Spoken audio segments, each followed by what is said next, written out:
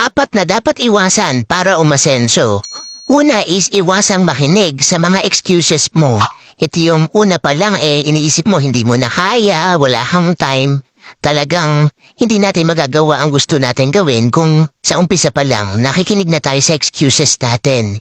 And then pamalawa, iwasang maging perfectionist. Ito yung puro plano ka lang, kulang ka sa action. And then pangatlo, iwasang maging negative.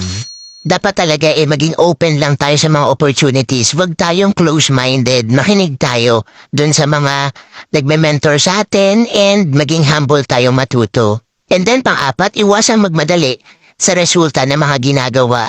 Importante kasi talaga willing tayo maghintay kasi alam mo lahat na magagandang bagay matagal yan.